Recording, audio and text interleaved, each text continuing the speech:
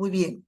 La agenda a tratar, como ustedes pueden ver en la diapositiva, es bastante nutrida, así que vamos a continuar con ella.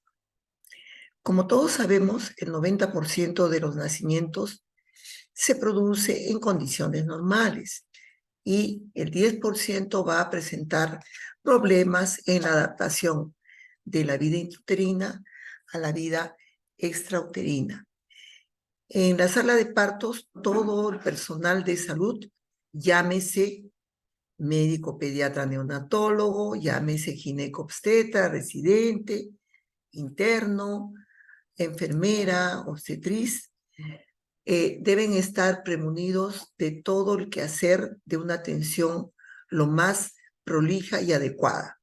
Obviamente con fines de lograr que tanto la parturienta como el recién nacido estén en las mejores condiciones, pero sobre todo el recién nacido para que éste tenga un crecimiento y desarrollo adecuados en el futuro.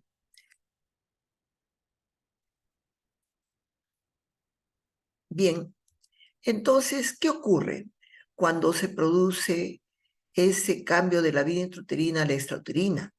Recordemos un poquito que dentro del claustro materno, el crío, nuestro feto, vive en la oscuridad y al nacer pasa de esta oscuridad a la luz del medio ambiente en el que es recibido. Pasa también este crío de un ambiente como que estuviera en el útero materno con líquido, ese líquido es tibio y lo acoge. Sin embargo, cuando se produce el nacimiento, pasa a una situación muchas veces inestable y fría. ¿Y por qué quiero hacer hincapié acá? Porque más adelante, cuando ustedes lleven el tema de termorregulación, debemos entender que cuando estamos en climas fríos, deben cerrarse todas las puertas para mantener una temperatura ideal que más adelante les comentaré. Y si hace calor como el que estamos viviendo en estos momentos en nuestro Lima, es abrir todas las puertas para mantener una temperatura adecuada que permita una normotermia, una normoxemia adecuadamente. Por otro lado, también recordamos, porque ustedes vienen del capítulo de ginecobstetricia, que en la vida intrauterina nuestro crío se alimenta a través del cordón umbilical de lo que la madre le dé por la placenta. Y al salir ya no va a ocurrir ese evento, sino se va a producir que nuestro crío debe succionar el pecho. Por eso es importante que nuestros críos sean a términos, porque esto le permite una succión y deglución coordinadamente adecuadas. En cambio, nuestros prematuritos, por debajo de 32 o a menos de 34 semanas, tienen este succionar muy lento. Pues bien, en la atención inmediata de recién nacido podemos citar dos definiciones. Una primera, que es asistir en forma adecuada a la transición, como dijimos, de la vida intrauterina a la vida extrauterina o llamada también vida neonatal. Eso es lo que se entiende por definición, pero la más completa, podríamos decir, es aquella que brinda los cuidados básicos que se aplican al neonato de manera inmediata, es decir, al nacimiento y posteriormente, en forma inmediata, dándole todas las medidas de cuidados neonatales inmediatos. Además, esto va a permitir mantener una hemodinámica y una integridad física adecuada. ¿Por qué decimos que esto es un concepto dinámico? Porque lo que ocurre en el momento A inmediatamente nace, no es lo mismo que se va a producir en los siguientes momentos y en las siguientes horas. De ahí la necesidad de lo que decimos periodo de adaptación del recién nacido. Vemos cómo nuestro crío va acomodándose a la situación de un nuevo ambiente como quiera que es la vida extrauterina. ¿Qué objetivos tiene entonces una atención inmediata? Nos permite detectar problemas médicos. Ejemplo, puede tener dificultad respiratoria. Si, por ejemplo, es un prematuro, quizás estemos hablando de una inmadurez pulmonar, llámese membrana, ¿no?, hialina, o si fuera un problema de una infección materna, podría pensarse que nuestro crío está con ese problema por ruptura prolongada de membranas o corioamnionitis. O quizás también podría ser por problemas de malformaciones congénitas que tienen que ver un poco con el estado hemodinámico y con el riesgo de muerte de nuestro bebé. El otro objetivo es facilitar la adaptación normal a la vida extrauterina, fomentando el apego que se da en la primera hora de nacimiento, en el cual hay una relación física y afectiva y emocional con nuestro bebé, además de proveer, ¿no?, la gran mega vacuna llamada lactancia o leche materna a través de la lactancia materna.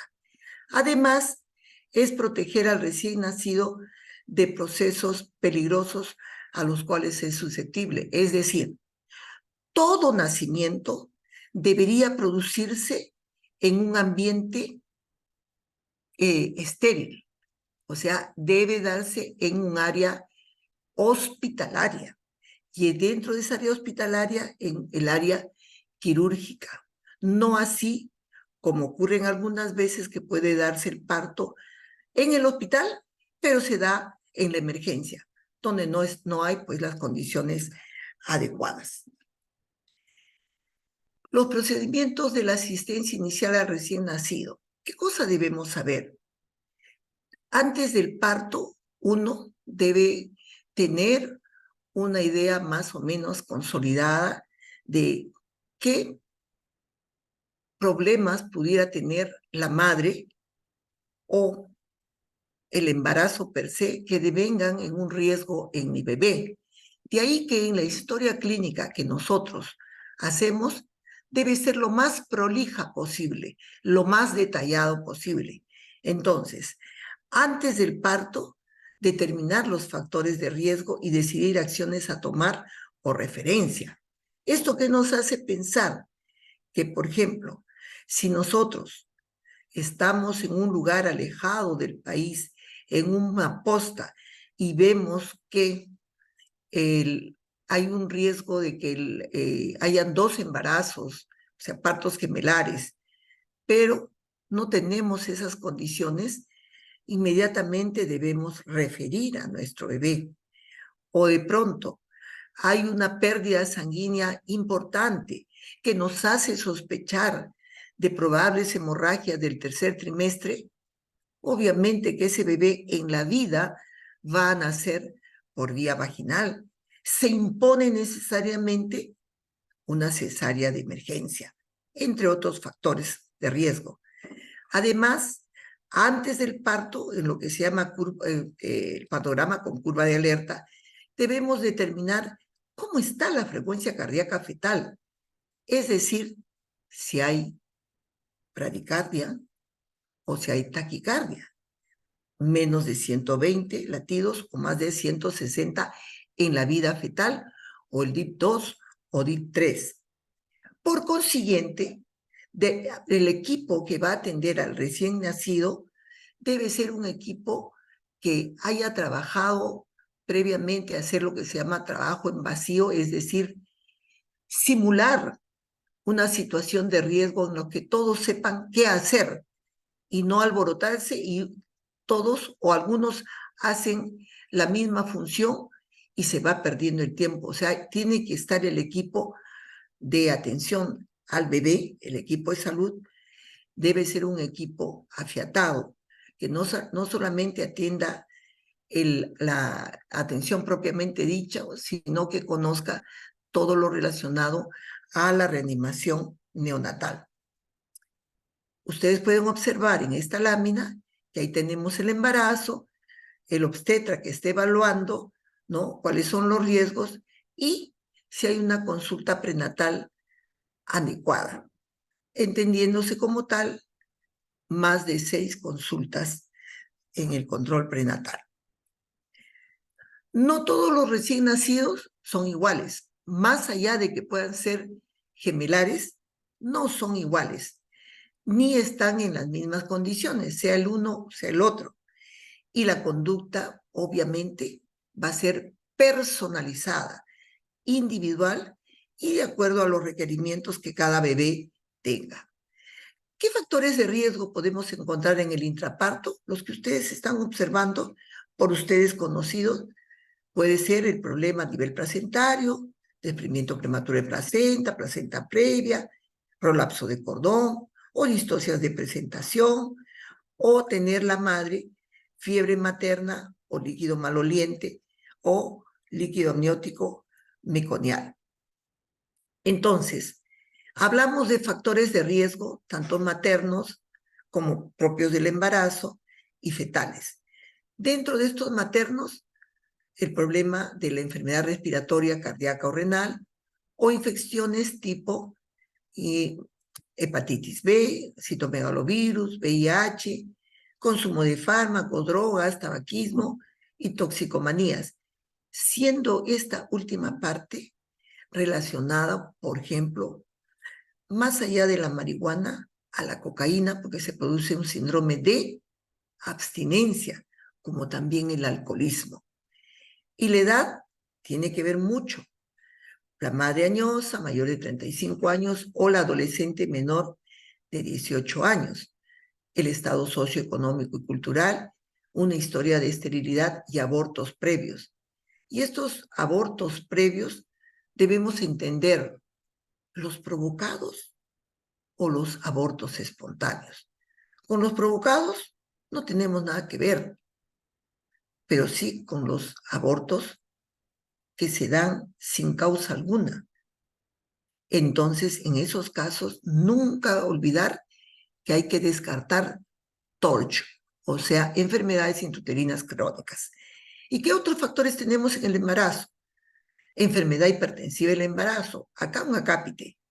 Miren ustedes, el problema de toxemia se da principalmente en países de Latinoamérica, la zona del Caribe y la zona subsahariana.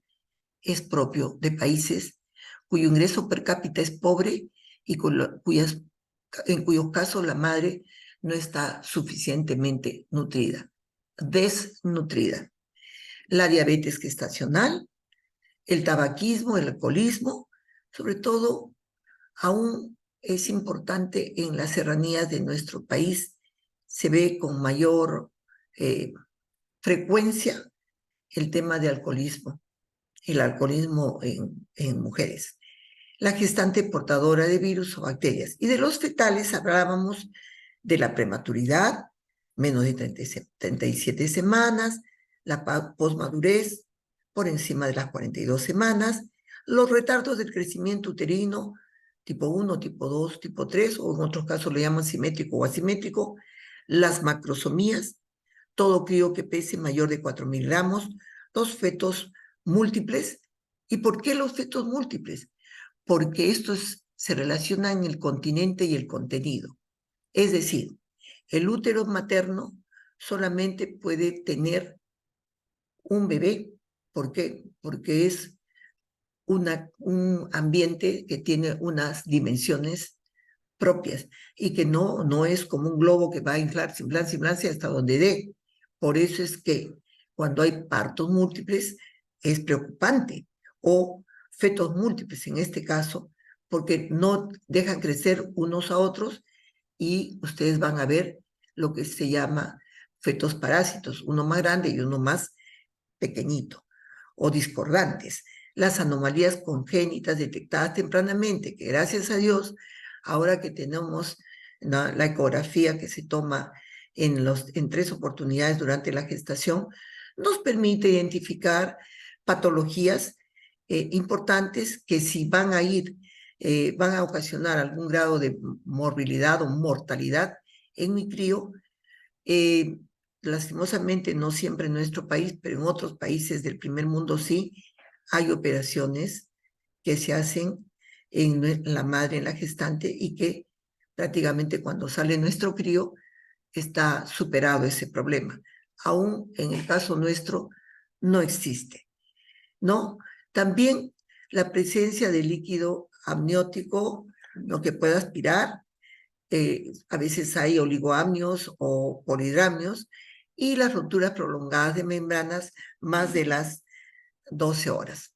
Entonces, habíamos dicho que hay una preparación, y esta preparación implica necesariamente que todo el personal esté afiatado en la atención neonatal y realizar la historia clínica perinatal de manera directa, si la mamá está lúcida, o de manera indirecta a través del familiar que está acompañando a la madre gestante.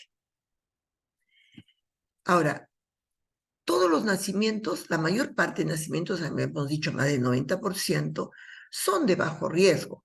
Por consiguiente, podría uno decir que es suficiente que exista una persona capacitada para la atención neonatal, pero si vemos que este bebé tiene factor, o este futuro neonato, que es feto, tiene factores de riesgos, los que habíamos citado en la transparencia anterior, entonces vamos a tener que ser 2 o 3 o 4 personas, porque si es un parto gemelar, por cada parto gemelar hay un equipo propio.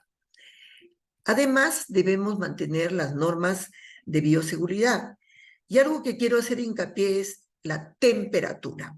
La temperatura ambiental, ¿no? De donde se va a recibir a nuestro bebé, a nuestro crío, debe estar en el rango de 24 a 28 grados de temperatura de centígrados.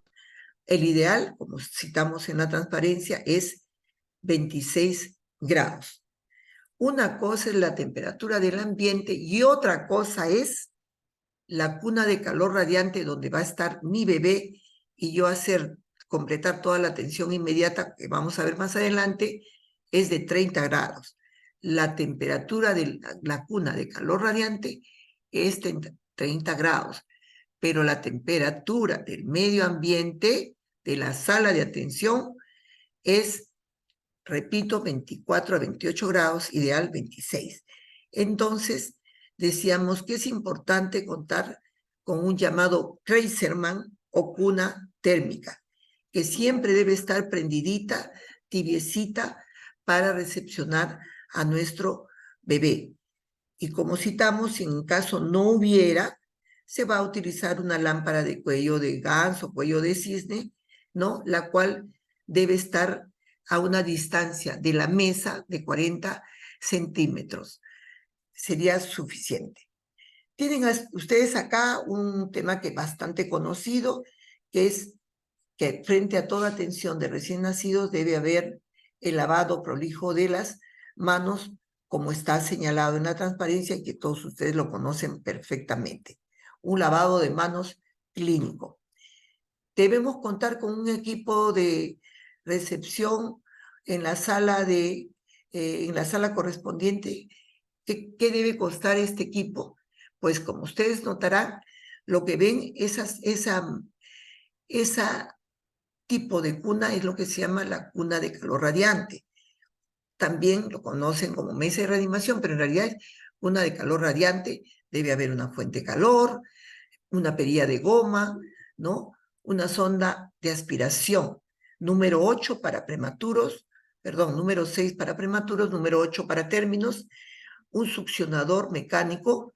Este succionador de aspiración de secreciones debe estar entre 80 a 100 milímetros de mercurio. No debe pasar de ese valor porque de lo contrario podemos producir apnea secundaria a la aspiración. Un equipo de ligadura de cordón que actualmente ya es de polietileno. Las tijeras correspondientes para cortar el cordón, guantes, el que corresponda, 6, 6,5, 7, catéteres de aspiración, y también nos hablamos de sonda de aspiración. La bolsa de reanimación, el mal llamado ambú, es la que ustedes observan, es una bolsa autoinflable que tiene mascarillas para prematuros y para término. En la clase correspondiente de reanimación van a ser más de este equipo. También contar con un laringoscopio, con tubos endotraqueales, que deben ser desde el 2.5 hasta el 4, porque son para críos menores de 1.000 gramos, como a críos mayores de 4.000 gramos. La fuente de oxígeno, medicamentos para la reanimación. ¿Qué medicamentos son estos? Principalmente es solución salina, ese es a 9 por 1000, y también la adrenalina. La atención inmediata, como vemos, entonces, va a requerir de cuidados y procedimientos especiales. ¿Qué pasa cuando nace un bebé? ¿Qué preguntas nos vamos a hacer? ¿Es mi bebé nacido a término? ¿Tiene buen tono? ¿Respira o llora? Si la respuesta es sí a todas estas preguntas, entonces se continúa y se procede a dar los cuidados de rutina del recién nacido. Cuando se produce un parto, básicamente me refiero al parto eutóxico, ¿no? Al momento del parto se mantiene al recién nacido a nivel del abdomen materno, 10 centímetros por encima o por debajo, para que reciba una cantidad importante de sangre de la mamá al bebé a través del cordón. Este tipo de parto se llama parto Le Boyer. Y obviamente cuando sale el bebé, inmediatamente colocamos un campo precalentado sobre el abdomen de la madre. Luego, con este campo vamos a secar a nuestro bebé. Pero antes de secar a nuestro bebé, debemos saber qué cosa es clampaje fisiológico tardío de cordón. El clampaje es el pinzamiento tardío del cordón umbilical. Se dice, y ustedes pueden hacer la revisión bibliográfica correspondiente, entre 1 a 3 minutos. Idealmente está considerado 2 minutos, pero no tenemos reloj. ¿Cómo podemos saber? En el momento que cese de latir los vasos umbilicales. Ponemos nuestros 2 dedos como pinzando, tocamos el cordón umbilical y vemos que está latiendo y poco a poco deja de latir. ¿Qué cosa expresa eso? Es la vasoconstricción de las arterias umbilicales por efecto del oxígeno. Quiere decir que en ese momento cesa de pasar la sangre de la madre, de la placenta, al bebé. Luego tenemos la ligadura del cordón. La ligadura se realiza a 2 a 3 centímetros por encima de la inserción de esta, lo cual puede ser validado como 1 a 2 traveses de dedo. Luego tenemos que evaluar si hay 2 arterias y una vena. Si es así, no hay problema. Pero de lo contrario, si existe una vena, una arteria o 2 venas y una arteria, entonces debemos descartar malformaciones congénitas, básicamente renales o gastrointestinales. En esa zona de sección del cordón, nosotros debemos instilar alcohol o clorhexidina, pero regularmente lo hacemos con alcohol. Este es el alcohol etílico, o también llamado alcohol medicinal, que es de 70 grados. Y si tenemos clorhexidina, esta solamente debe ser al 2%. ¿Por qué se considera importante la ligadura tardía o la ligadura fisiológica de cordón? Por este fundamento, se dice que en el tercer estadio del trabajo de parto, o sea, el alumbramiento, la respiración placentaria y la circulación feto-materno continúa. Y como continúa, antes, al menos en mi tiempo, inmediatamente se pinzaba y se dejaba de dar sangre importante de la madre al bebé. Hoy ya no se hace esto, sino esperamos ese periodo de tiempo que les he indicado, que idealmente son los 2 minutos, pero que puede estar entre 1 y 3 minutos. Entonces ocurre una redistribución de sangre placentaria a favor del feto o del neonato y va a incrementar su volumen sanguíneo. Recuerden ustedes, nuestro volumen juega entre 80 a 100 mililitros o centímetros por kilo de peso. Entonces al bebé se le pasa un poquito más de volemia, no al punto de generar un exceso que produzca una insuficiencia cardíaca o una policitemia, como vamos a ver luego. El cierre fisiológico de los vasos de cordón umbilical determina el cese de dicha transfusión que hemos señalado que se presenta en el tercer estadio. Esto hace de que al aumentar el oxígeno disminuye la presión de las arterias pulmonares y como tal, estas arterias se dilatan y mejora el flujo sanguíneo pulmonar y la compliance. Ligar el cordón una vez que ésta ha dejado de latir, miren, me da una volemia, en un 32% me incrementa el hematocrito a las 2 a 4 horas de vida. Además, me incrementa el hierro elemental, entre 30 a 50 miligramos de hierro extra. ¿Por qué extra? Porque recuerden ustedes, en los primeros 6 meses de lactancia materna, ¿no? Se dice que la lactancia es buena, pero tiene un déficit de hierro. Pero teniendo este hierro, entre comillas, de exceso, le sirve para cubrir ese déficit, porque ya a los 6 meses podemos iniciar la ablactancia. ¿Correcto? Entonces, el 80% de la volemia pasa en el primer minuto de vida. Las condiciones clínicas que indican el pinzamiento, básicamente acá se le hemos puesto 4. La habitual es la que acabamos de decir. La inmediata, ¿en qué caso se debe dar? Cuando mi crío está deprimido, ¿correcto? O cuando hay un DPP, por ejemplo, una placenta previa, de inmediato. El inmediato es ni bien sale con la misma. En cambio, el precoz es más o menos entre que nazca y menos de 30 segundos se puede hacer este pinzamiento. ¿En qué críos? En hijos de madres con toxemia o diabéticos, o también en los casos de isoinmunización y miastenia gravis. Y en el caso de diferido, o sea, podemos demorarnos un poco más, es en los casos de prolapso, procidencia de cordón, presentación de pelvis y ruptura prolongada de membranas. Ahí tienen ustedes lo que estamos hablando. Miren, al minuto tienen 40 miligramos y más o menos a los 2 minutos aproximadamente 50 miligramos de hierro elemental, ¿no? Esta parte la vamos a pasar porque es lo que estábamos diciendo. Entonces, ¿cuáles son los efectos del clampaje tardío?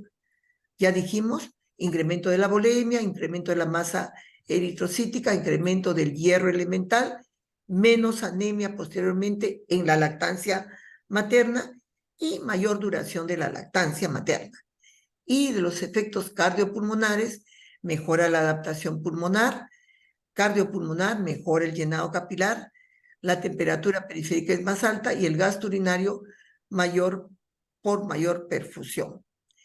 Efectos colaterales. Se habla de la policitemia, de la hiperviscosidad y de la hiperbilirrubinemia.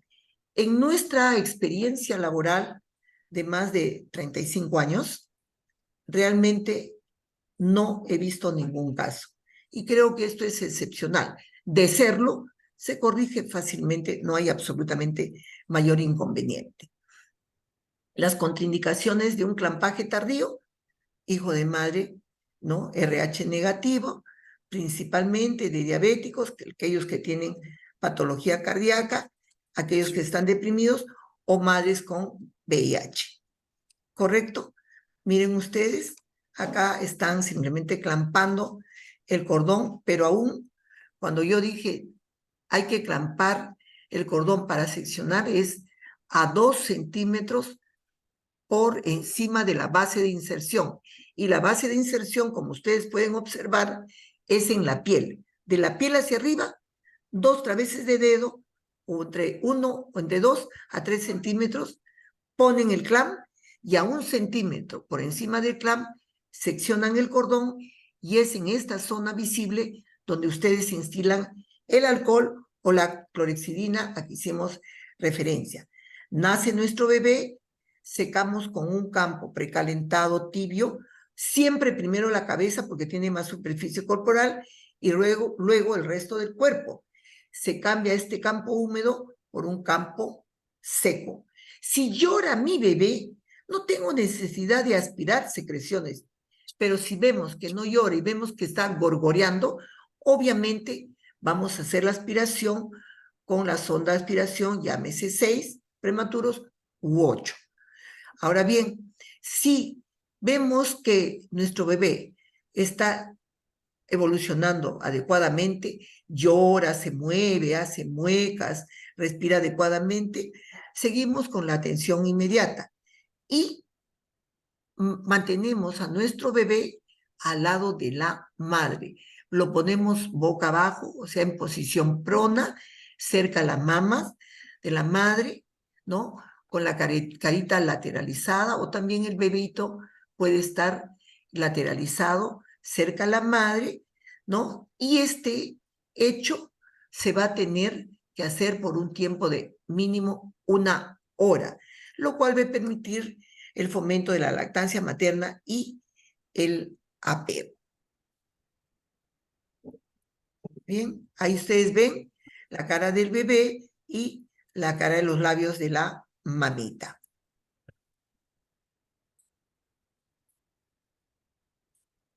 A ver, además debemos evitar maniobras innecesarias que puedan producir algún efecto indeseable en la asistencia de nuestro recién nacido. Al apego precoz, si el niño y la madre están estables después del parto, se debe poner en contacto directo, se coloca al recién nacido sobre el tórax o el abdomen materno, se le explica a la mamá la importancia de la lactancia materna tempranamente durante la primera hora, y esto también hace que el niño se estimule para la lactancia materna y para la relación afectiva que va a ser eterna, que va a ser duradera en el bebé y sobre todo va a prolongarse significativamente la lactancia materna. Ese es el apego. Esa es la manera de apego. El bebito pareciera que está besando la mama o la mama de la madre, de pronto está ya lactando. Y miren ustedes una cosa también interesante. Cuando nace mi bebé, traten de ponerle un gorrito a nuestro bebé. ¿Por qué? Porque la mayor pérdida de superficie corporal se da por la cabecita. En este momento se aprovecha, bueno, a la madre le da una serie de directivas de por qué el apego es precoz. Esto es prácticamente lo mismo y vamos a pasar, ya estamos con la hora que creo que me está ganando. Tenemos que hacer 3 profilaxis. Una profilaxis oftálmica, antibacteriana y antihemorrágica. ¿Cómo hacemos la profilaxis oftálmica? Aplicando gotas idealmente nitrato de plata, pero porque nosotros no tenemos penicilina, pero podemos aplicar ciprofloxacina, 2 gotas en cada ojito, una sola vez, ni bien nace nuestro bebé. La profilaxis antibacteriana, la que hacemos al cortar el cordón umbilical, le instilamos el alcohol. Y la antihemorrágica, me detengo un ratito acá, ¿por qué?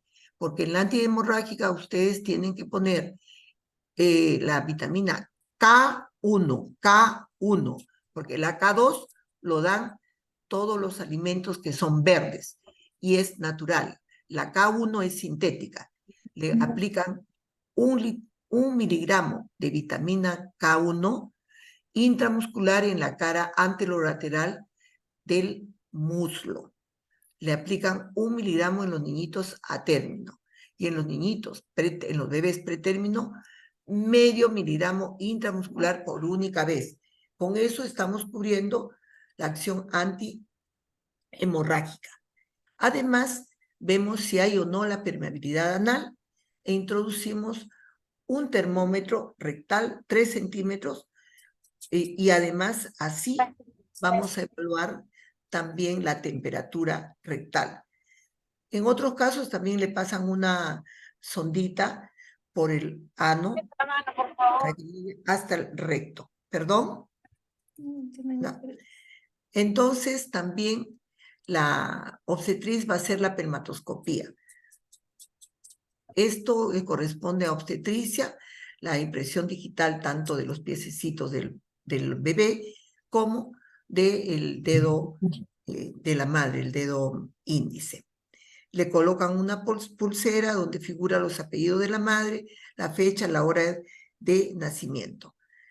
Pero también hay otro tema que nosotros vamos a citarles, que es la evaluación del test de Apgar. Esta evaluación del test de Apgar es retrospectiva. Quiere decir que nosotros vamos a evaluar el estado de vitalidad o vigorosidad a través de 5 ítems que van a expresar o evaluar la adaptación cardiorrespiratoria y función neurológica de nuestro recién nacido al primer y quinto minuto de vida. Su aplicación, ojo, su aplicación es retrospectiva. ¿Y qué ítems considera? Frecuencia cardíaca, esfuerzo respiratorio, tono muscular, irritabilidad refleja y color. Y el puntaje va de 0 a 1. Tanto más se acerque de 0 a 2. Tanto más se acerque a 2, es mucho mejor. Tanto más se acerque a 0, el neonato es más crítico. Entonces, como ustedes pueden ver en la transparencia, puede ir desde ausente hasta mayor de 100 la frecuencia cardíaca, el esfuerzo respiratorio, llanto vigoroso, el tono muscular hasta movimientos activos, la irritabilidad refleja hasta el llanto y el color rosado. Ustedes suman el puntaje al minuto de vida y puede sumar entre 7 a 10, ustedes dicen recién nacido vigoroso.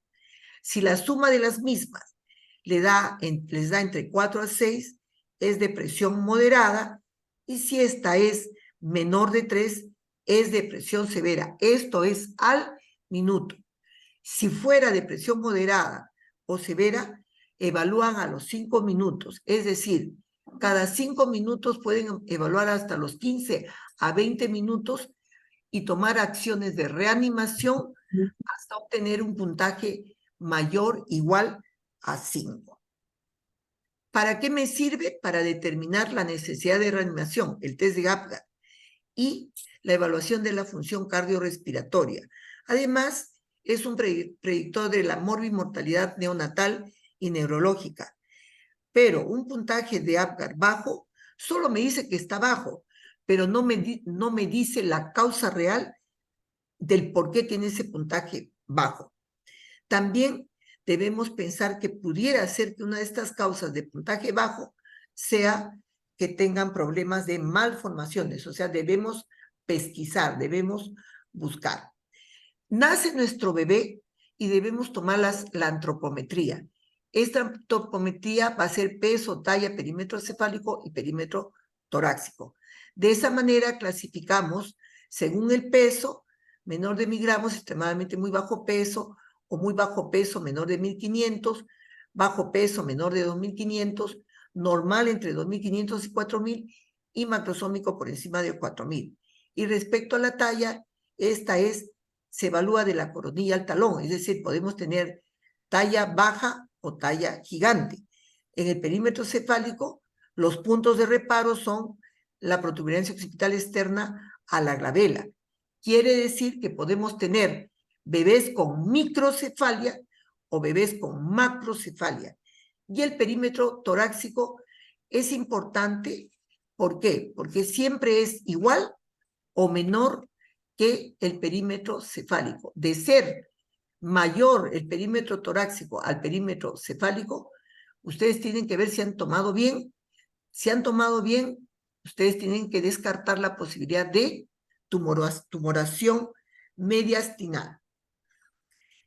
Muy bien, ya estamos para culminar. ¿Y cómo evaluamos la edad gestacional? Una cosa es lo que mi mamá me diga, que su última regla fue tal fecha y su probable fecha de parto es esta, y de acuerdo a la misma tiene 37, 38, 39 o la altura uterina que hubieran tomado o la ecografía. Acá vemos en vivo, o sea, el examen físico. Este examen físico que se hace a través de la valoración de Capurro en las 12 primeras horas y en los críos mayores de 30 semanas.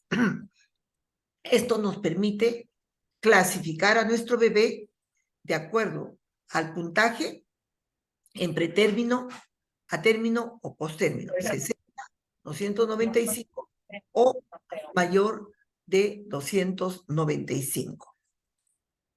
¿Cuáles son o qué ítems considera el método de Capurro para determinar edad gestacional? Pueden ustedes observar, y mnemotécnicamente, como les decía a los alumnos en la mañana, ustedes, ¿dónde comienza el cuerpo? En la cabeza. Entonces, inmediatamente dicen, formación de la oreja. Tiene diversos puntajes que no tienen por qué aprenderse de memoria. Ojo. Tamaño de la glándula mamaria, o sea, el gordito, el chanchito que tiene en la mama, la grasita, por decirlo menos. Formación del pezón es la puntita. La textura de la piel y los pliegues plantares. Como ustedes pueden observar, tienen diversos puntajes. Un ejemplo sería, si yo veo que la forma de la oreja tiene puntaje 16 y el tamaño de la glándula 10 y la formación del pezón 10 y la piel 10 y los pliegues plantares 10, la sumatoria de todos estos ítems me da un promedio de 56. O sea, la variable son estas y la constante es la 204. Entonces, suman 204 más 56 me da 260. 260 lo divido entre 7 y me da un valor algo así de como de 37 semanas. Y puede ser variado. ¿Puede haber un error? Sí, de más menos 2 desviaciones estándar. ¿Qué nos guía mucho? Comentábamos en la mañana, siempre toquen la cabecita. La cabecita, cuanto más dura es, me indica que es a término. Cuando más blandengona es, salvo que tenga otras malformaciones osteoesqueléticas, entonces es un prematuro. Bien, este es el fluxograma que ustedes van a tener oportunidad de revisarlo, ¿no? Más tranquilamente en casa, y creo que con esto hemos completado el tema.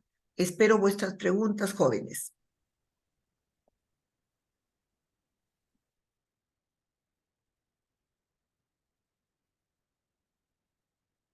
Sí, doctora, buenas tardes. Diga usted. Sí, Evelyn, doctora, ¿no? Evelyn, no, Sol. doctora, ¿Ah? Guadalupe. Ah, Guadalupe. Saraí Guadalupe. Dígame Sí. usted. Doctor, usted mencionó de que una contraindicación para clampajes tardíos sería la diabetes mellitus. ¿Por qué? A ver, en la diabetes mellitus estamos hablando de diversos tipos de diabetes. ¿Usted recuerda la clasificación de White? ¿Recuerda la Eh, clasificación de White? Porque usted ha tenido que llevar en ginecobstetricia. Bueno, ah, hay anticuerpos, y hay esa posibilidad, ¿correcto? Yo no sé si es A, B, C, D, según esa clasificación. Entonces yo evito que pasen más anticuerpos. Ese es por un lado. Por otro lado, puede en algunos casos la madre estar medicada Y si la madre está medicada, le pasa significativamente, si es insulino dependiente o toma otras drogas, le pasa y el crío, ¿qué me va a hacer? Hipoglicemia. Y una hipoglicemia, cuando no es diagnosticada y se deja pasar y no corregida de manera inmediata, hace un daño cerebral perpetuo. El crío queda mal. ¿Correcto? Sí, doctora. ¿Alguna otra pregunta? Sí, entonces con el que no le doy el clampaje tardío para evitar el paso de anticuerpos, ¿verdad, doctora? Por eso, pero depende Ah, qué tipo de diabetes es o qué tipo de medicamentos está recibiendo. Eso estoy aclarando. ¿Quiere decir en todos va a ser? No, porque de repente el endocrinólogo dijo, ¿sabe qué? Aquí no se va a producir el parto en este momento ya. Suspéndele y después de que se produzca el parto recién le dan tal medicamento. ¿Me dejo entender? Es como la cesárea. Ustedes que vienen en obstetricia, cuando tiene una cesárea y es anestesia general, no dice, a ver, ya, sácalo de una vez antes que el anestésico le pase al bebé y el niño sale deprimido por drogas. No sé si han tenido oportunidad de escuchar esto. ¿Han tenido oportunidad, Saraí? sí, doctora, porque normalmente se indica la anestesia epidural en las mujeres embarazadas con cesárea, Así es. pero en algunas es necesario anestesia general. Claro, por eso lo sacan al mismo para evitar que pase el anestésico. Dice, ya, a ver, ya está saliendo ya, entonces ahorita pongo tal producto para que no pase al bebé. Porque si no, nace y nace como dormido. Y uno dice, está deprimido, pero sin embargo, uno, porque no reacciona, pero uno controla su frecuencia cardíaca y tiene una frecuencia cardíaca normal. Ay, decimos, uy, le ha pasado el anestésico, por eso es depresión por drogas. Otra pregunta, por favor. ¿Alguna otra Bu- pregunta, jóvenes?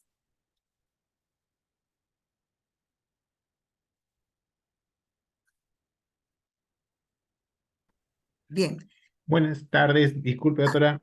Soy el ah, doctor Jaime ¿cómo Silva. está, doctor Silva? Sí, Bien, diga. solo para informar a la promoción que se ha enviado el link de la asistencia, por favor, sírvanse de registrar su asistencia. Y en estos momentos estoy creando el enlace en la aula virtual de la clase siguiente del doctor Miguel Murga. Ya, así que Ya, en unos minutos muy sale bien. la siguiente Muy línea. bien, doctor Silva. Muy bien, Muy buenas tardes a amable. todos, hasta luego. Muy bien, jóvenes, buenas tardes con todos.